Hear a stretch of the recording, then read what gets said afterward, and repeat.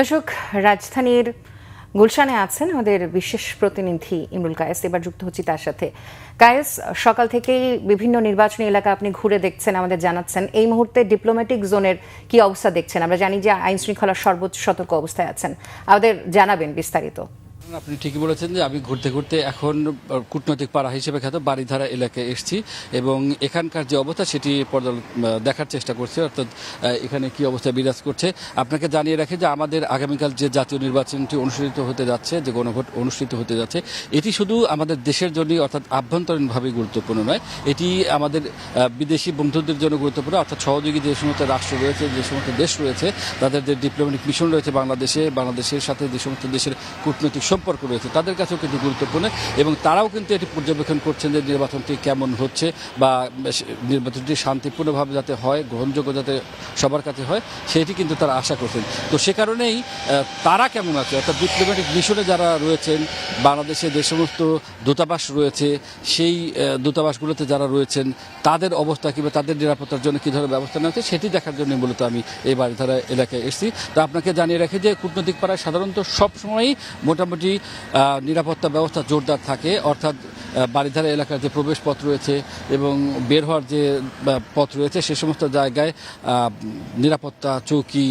থাকে সবসময়। তবে আজকে আমি যেটি দেখতে পাচ্ছি যে এর পাশাপাশি, সেগুলো তো আছেই, এর পাশাপাশি বাড়তি যে ব্যবস্থা গ্রহণ করা হচ্ছে সেটি হচ্ছে যে বারবার টহল দেওয়া হচ্ছে, অর্থাৎ সেনাবাহিনীর পক্ষ থেকে, র্যাবের পক্ষ থেকে, পুলিশের পক্ষ থেকে টহল গাড়ি রয়েছে এবং তারা এই বারিধারা এলাকায় কিন্তু তাদেরকে আমি একাধিক গাড়িকে টহল দিতে দেখেছি। এবং এর পাশাপাশি আমি এখানে এসে যেটি দেখেছি, ভ্রাম্যমাণ আদালতের কার্যক্রম আমার চোখে পড়েছে, অর্থাৎ ম্যাজিস্ট্রেটের একজন নির্বাহী ম্যাজিস্ট্রেটের নেতৃত্বে ভ্রাম্যমাণ আদালতও কিন্তু মাঠে রয়েছে, রাস্তায় রয়েছে।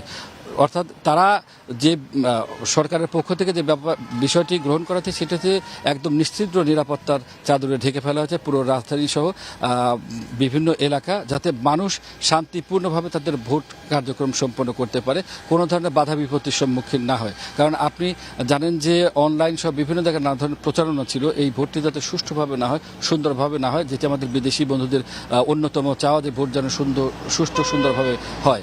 তো সেটি কিন্তু বাধাগ্রস্ত করার জন্য নানা মহল নানাভাবে চেষ্টা করছিল সেই কার্যক্রমটি যাতে সফল না হয়, অর্থাৎ যারা বাধা দিতে চায় বা ভোটের ক্ষেত্রে বাধা প্রদান করতে চায় সেটি যেন সফল না হয়, সেজন্য পর্যাপ্ত পরিমাণ নিরাপত্তা ব্যবস্থা নেওয়া হয়েছে যাতে মানুষ একটি উৎসবমুখর পরিবেশে এবারের ভোট সম্পাদন করতে পারে। আপনি জানেন যে গত 16, 17, 18 বছর ধরে মানুষ ভোট দিতে পারে না, তাদের ভোটের যে অধিকার আছে সেটি প্রয়োগ করতে পারে না, এবার কিন্তু তারা প্রয়োগ করতে চায় এবং তাদের পছন্দের প্রার্থীকে ভোট দিতে চায়। সে কারণে আমরা দেখতে পাচ্ছি যে রাজধানীর বিভিন্ন জায়গায় সেই পরিবেশটি বজায় রাখার জন্য কর্তৃপক্ষ যে ব্যবস্থা গ্রহণ করেছে এখন পর্যন্ত সেটিকে ইতিবাচক বলা যায়। এখন পর্যন্ত আমরা রাজধানীর কোনো এলাকায় কোনো ধরনের অপ্রীতিকর ঘটনার সংবাদ শুনিনি। অর্থাৎ নির্বাচনের আগে যে ধরনের আমাদের একটা ঐতিহ্যগতভাবেই আমরা দেখেছি যে জাতীয় নির্বাচন সহ অন্যান্য নির্বাচনের আগে কিছু কিছু বিশৃঙ্খলার সৃষ্টি হয়, কিছু কিছু অশান্তির ঘটনা আমরা দেখে থাকি, কিন্তু আজকে এখন পর্যন্ত সে ধরনের কোনো ঘটনা আমরা লক্ষ্য করিনি।